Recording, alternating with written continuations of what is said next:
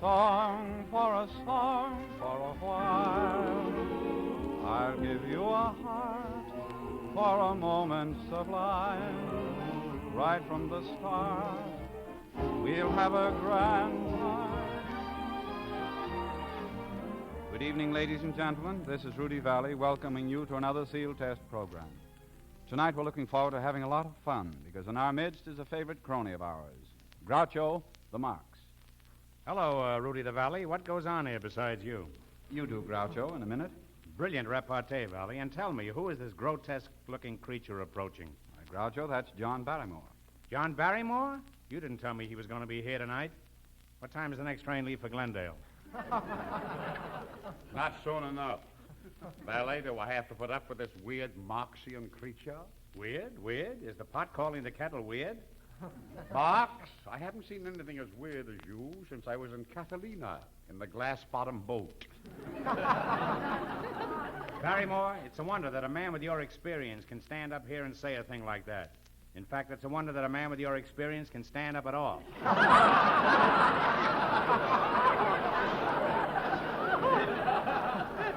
Gentlemen. Did somebody come in? Please remember, Groucho, we're doing a play tonight about the Valley Barrymore Book Publishing Company, and you're an efficiency man. To business, gentlemen.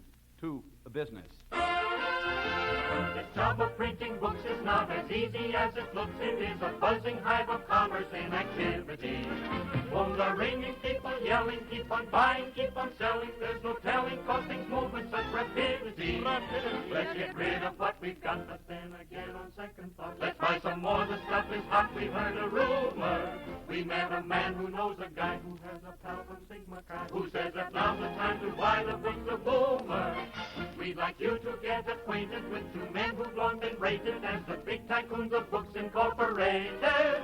So as the wheels of progress roar, let's hang a peek in through the door of the firm of Valley and Barrymore.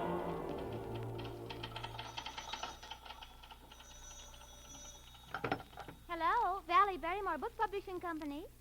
Just a minute, please. It's for you, Mr. B. Thank you. Hello? Barrymore spouting. Oh, it's you again. Now listen, I'm telling you for the last time, you cannot have the Bobbsey twins at Brookdale Farm. No, I'm reading it myself. That's final. Goodbye, Lionel. Good morning, J.B. Good morning, good morning, good morning, good morning, good morning. Let's take care of this week. Listen, now, V, what's the idea of firing my 6 red-headed secretaries? We're making money, aren't we? Yes, it's true we're making money, but you're wasting it. So I've hired an efficiency man. An efficiency man? Yes, you know, a fellow who cuts down your expenses, saves you money, stops you from making mistakes, and keeps you out of trouble. You mean you can hire a man to do that for you? Yes. Now he tells me.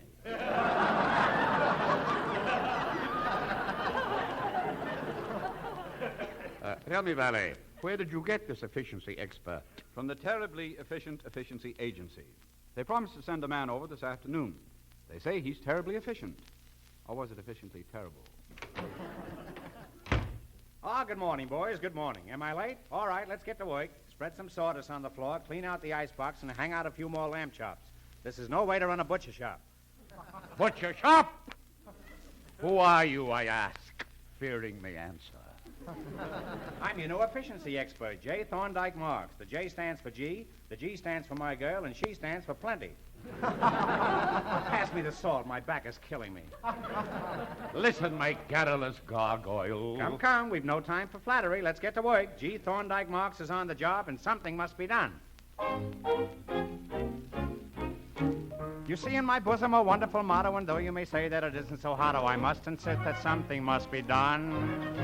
I make it a business of looking for trouble, of sticking a hat pin in everyone's bubble, and then insist that something must be done. Oh, something must be done. I must have my fun. When you need efficiency, just apply to little me. You'll find it's a fact. I am quite exact. There is nothing mystical, everything statistical. System is the thing. That is why I sing. I do everything I should. I do the people very good. And though it may seem a dumb thing, even perhaps a glum thing, perhaps there must be something done. Oh, something must be done. He must have his fun. When you need efficiency, just apply to clever me. You'll find it's a fact. He is quite exact. Oh, there is nothing mystical. Everything statistical. System is the thing. And that is why I sing. He does everything he should. I do the people very good. Joke. And though I may seem a glum one, even perhaps a dumb one, there has to be, must be someone done.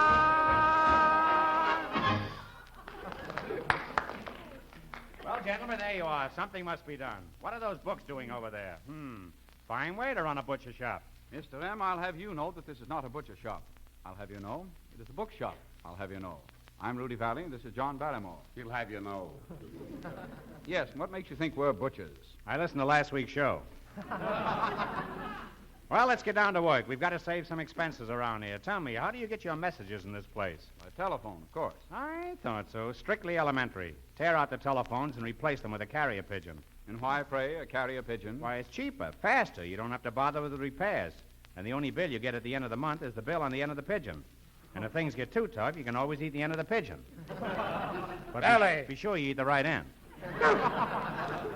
Valley, can't we do anything to stifle this wheezing windbag? Oh, so I can't talk, eh? Interfering with freedom of speech. You'll never get away with this, Barrymore. I stand upon my constitutional rights. Life, liberty, and the pursuit of Lana Turner.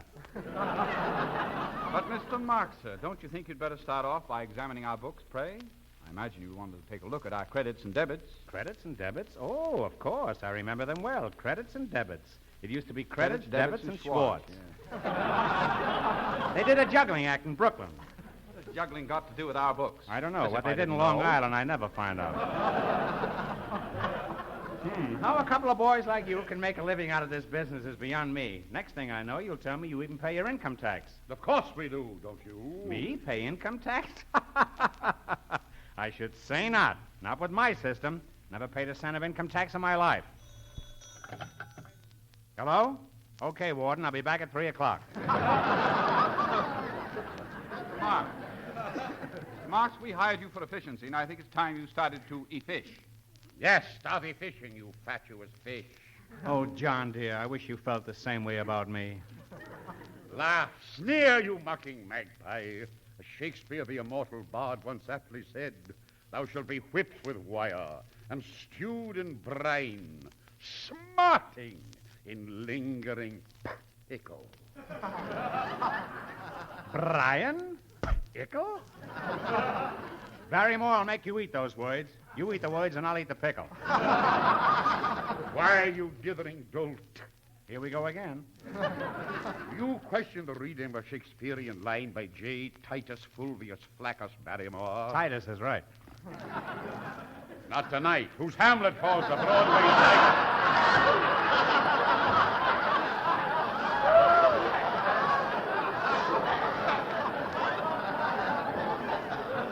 You forgot the And word whose Joseph. Richard III took London by storm.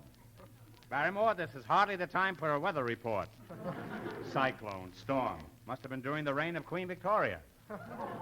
Boys, what, pray, has this Shakespearean balderdash to do with the efficiency of our book business? Oh, yes, the book business, gentlemen. And that's stretching a point. Gentlemen, I'm prepared to offer you the greatest proposition that's ever been offered a human being, dead or alive, and that covers both of you. Just what is this putrid proposition, pray? I'll tell you in a nutshell. No, I'd better not. It'll be a little too crowded in there. I'll tell you right here. We'll publish my latest book, The Love Life of a Polyp. A polyp? What is a polyp? John, everybody knows that a polyp is an invertebrate creature of the sea, having a hollow cylindrical body closed at one end, opening at the other by a central mouth surrounded by tentacles. Boy, I'm glad you had that speech. This is preposterous. Do you actually expect us to publish a book on the love life of a polyp? Absolutely. Barrymore, you'll never get another chance like this if you live to be 100, which gives you about 3 months to look around.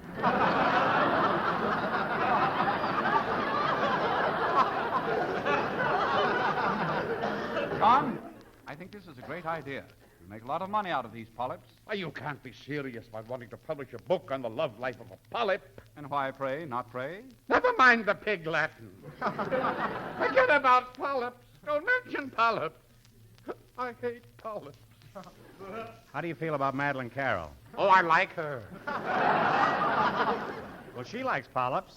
Yes, lolly polyps. All right, Valley, all right. Publishers' books, I don't care. Butcher shops, carrier pigeons, Shakespeare, polyp. Ah!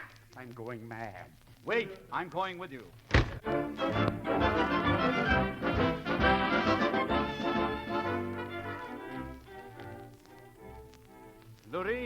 Lureen, darling, will you come in here a minute, please?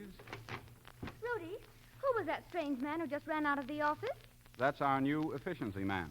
But what makes you think he's strange? Well, he bumped into me in the hall, clucked me under the chin, kissed me on the cheek, patted me on the shoulder, and said, I'll see you at the Palladium at 8 and bring along a friend for Harpo. He did. What's a Harpo? Darling, that's G. Thorndike Marks. He's a great author. We're printing 1 million copies of his latest book, The Love Life of a Polyp. 1 million copies? But, darling, if you put all your money into this book and it fails, we won't be able to get married. Yes, we will, my dear. Lureen, dear, I love you. You're so beautiful. You're beautiful, too, Rudy. Ah, young love, it's glorious. It's divine. It's sweet. I'll go even further. It's sickening. Just picture a little cottage by the side of a hill with rambling roses and a waterfall. Oh, to be in Albuquerque now that the blanket season is here.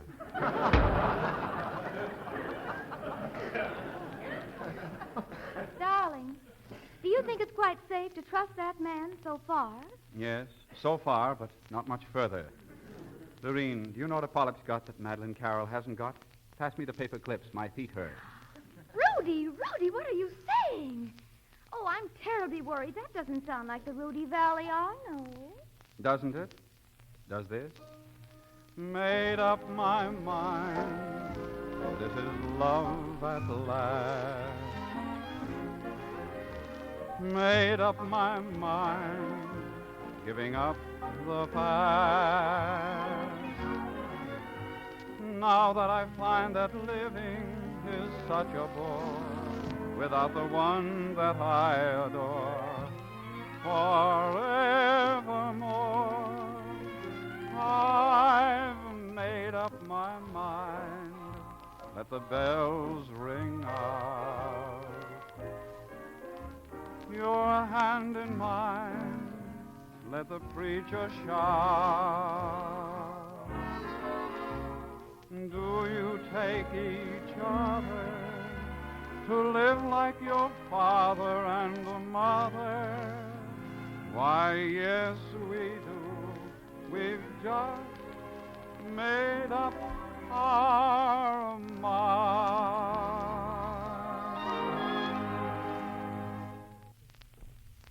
Well, that sounds like the Rudy Valley I know. Thank you, dear. I must run along now, darling, to attend to my publishing business. The polyps are calling, and the presses are roaring. That's the MGM line. John, here it is. The last book off the press. The millionth copy of The Love Life of a Polyp by G. Thorndike Marks. Good morning, gentlemen. Good morning. Let's get to work. Why don't you give that monkey a banana? This is no way to run a pet shop. This is not a pet shop, my monkey. Not your monkey. Why does he keep saying this monkey? I belong to a gorilla in Griffith Park. Please, Mr. Marks, this is an important day for all of us. We're bringing out your book. My book? What book? The Love Life of a Polyp. A polyp? What's a polyp? What's a polyp? Why, you told me and my partner Barrymore. Barrymore? Barrymore? What's a Barrymore? Why, a Barrymore is... Never mind. I'll answer that one. Now, look here, Marks. Marks? Marks? What's a Marks? The answer is censorable. You see, Valley? Valley? What's a valley? An incline between two mountains. Oh, I see it all now. The book is no good, and you've lost all our money. Let us not say I've lost your money. Rather, let me put it this way. No, let me put it this way. No, I guess I better put it the other way. Well? You shouldn't have stopped me now, and I forgot where I put it. Marks, you've got us into this mess. You're going to get us out. What do we do now? We'll sell the book ourselves. Gate to gate. Door to door. Cheek to cheek. Valley, may I have this dance? No, thanks. No, thanks. I'll sit this one out. Well, let's get busy. Something must be done.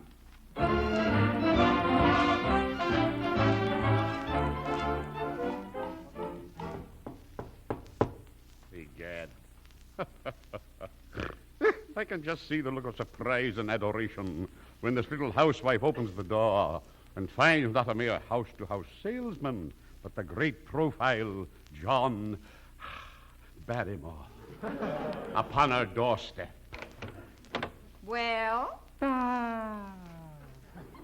What light through yonder window breaks? It is the east, and you, fair lady, are the sun. Arise, fair sun, and kill the envious moon, who is already sick and pale with grief that thou... Oh, we got a vacuum cleaner. Now,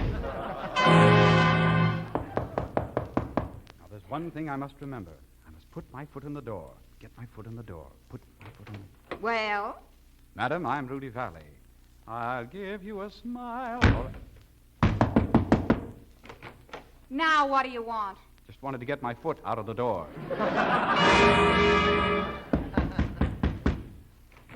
Well? Well, my good woman, what are you doing at the front door? Don't you know a woman's place is in the kitchen?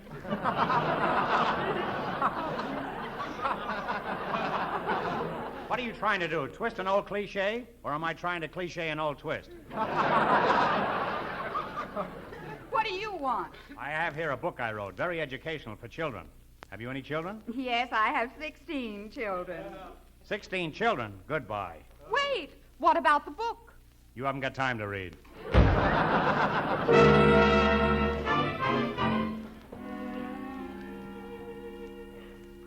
Rudy, why are you so discouraged? Lorene, Groucho's books are a failure. Every cent I have is tied up in them. I've nothing left. You have me, Rudy. And I love you. I love you too, Lorene. They drool like that every week. Maybe it would cheer you up if you'd sing. No, Lorene, I don't feel like singing. What a lie. He's been rehearsing since 8 o'clock this morning. Please sing, Rudy. Well, all right. See? I'm no match for a memory. You're singing last year's tune, looking at last year's moon whenever we kiss. I'm no match for a memory. You're living in the past, flying your heart half-mast for somebody else. There's a faraway look in your eye as we sit at a table for two, and I might as well reach for the sky as to try to reach out for you. You're in love with a memory, but in my heart I pray that maybe I'll be a match for a memory someday.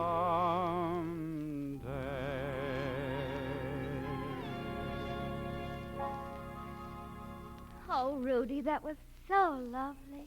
And you're lovely, too, my love. Lovely, lovely. Isn't it sickening? Rudy!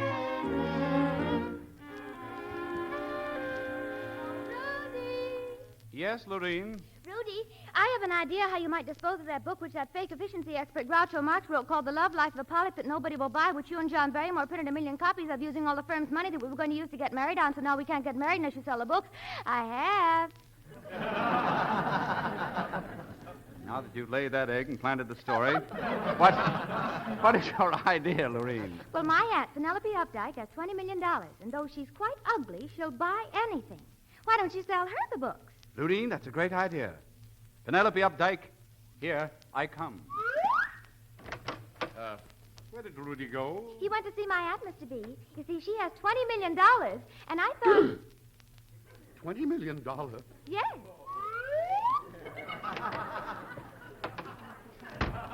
Where did Barrymore go? He went... Never mind, I know. How much did you say your aunt had? $20 million. Cash? Yes. Mr.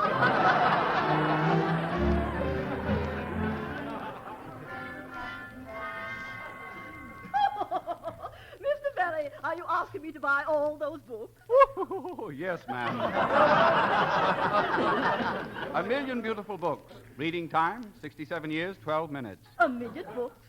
What firm did you say you represented? Valley and Barrymore, book publishers. Barrymore, a book publisher? Isn't that a new wrinkle? Yes, but on him it doesn't show. Just look at this book, Mrs. Updike. The Love Life of a Polyp by Groucho T. Marx. Groucho Marx. Isn't he the one with the bushy black hair and the funny little hat? No, that's Chico. Well, is he the fellow who honks the horn and chases girls? No, that's Barrymore. Or is it Valley? I don't know. Rudy, boy, there you are. Is this the hag with the swag? John, this is Mrs. Updike. She has $20 million. What did you say? This is Mrs. Updike. Not the name, the amount. I'm so thrilled. Here stands John Barrymore, so close to me. I could throw my arms around his neck and kiss him. You do, and I'll scream. John, Mrs. Updike may buy our books. Mrs. Updike, you are fascinating, beautiful. Your long brown hair, your long green... My long green what? Just your long green. Lovely, Mrs. Updike. Oh, Mr. Barrymore, you turn my head. I was hoping you'd do that. Aha, Barrymore, make love to my wife, will you? Well, answer me. Make love to my wife. I want to make love to Mrs. Updike. Please, Mr. Marx, this is Mrs. Updike. Why, Mrs. Updike, they told me you were homely. And they were right. Do you realize that your face is a potential secret weapon? Mr. Marx, I'm certainly glad you came to help us sell the books. Books? What books? If we must speak of books, let's speak of bank books. Marx, you mercenary mountebank book. Gentlemen, I pray you. Get out of here, Valley. We'll protect your interests. Yes, but who'll protect Mrs. Updike? Oh, well, no matter. See you later. Oh, my, oh, me. Here I am alone with two men. Little me alone with Groucho Marx and John Barrymore. Two men and a maid. Maid? I thought you were Mrs. Updike. Bring in Mrs. Updike. Silly, I am Mrs. Updike. Then bring in the maid. Come, Barrymore, get busy and sell those books. Why, you blabbering buffoon, you curdled churl. Mrs. Updike, are you going to stand there and let this man insult me? Me, your future husband? Husband? Oh, Mr. Marx, you're just pulling my leg. I know, I just wanted to get them even. Mrs. Updike.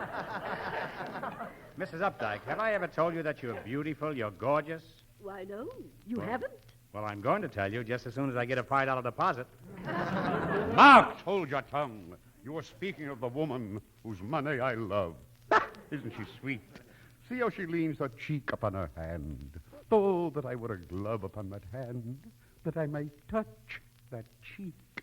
You know, I always wondered who wrote that line, Shakespeare or Bacon. The way Barrymore does it, it's Bacon. Why, you boorish bumpkin. You slovenly sabbatigullion. Temper. Well, fellows, did you sell her the books? Mrs. Updike, fly away with me. Puppy, don't listen to Barrymore with his slick and oily tongue. Did you tell her about the leather bindings? No, just the slick and oily tongue. But what about the leather bindings? Who's got a leather binding? You have. I wear suspenders. Quiet, you lout. Be sure you get a T on the end of that, Barrymore. Ah, Mrs. Updike, let me play Romeo to your Juliet. I wish you would play Romeo and let me play Mrs. Updike. Oh, it's just too thrilly. Oh, Mr. Valley, I just can't choose between Mr. Barrymore and Mr. Marx. Which would you advise me to take? Well, I hesitate to advise you, madame. After all, these two men have ulterior motives, while I am on the up and up dike.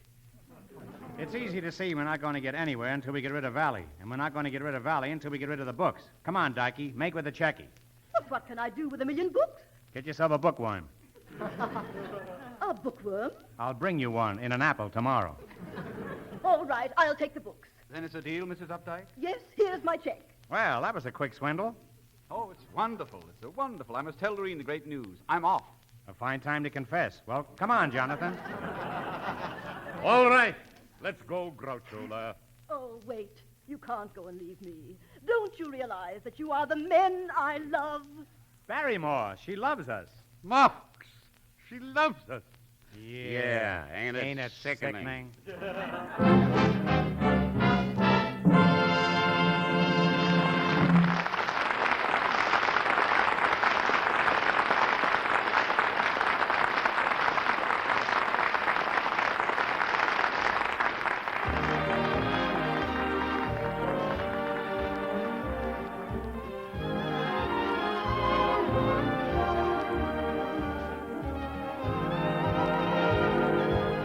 Expecting to hold a grand celebration at home plate next Thursday, because stepping up to bat to help John and me hit humorous home runs is that demon of the dugout, that sultan of strikeouts, Joe E. Brown. We hope you'll all be in the stands cheering for Joe and the home team. Until next Thursday, then, this is Rudy Valley reminding you to look for the red and white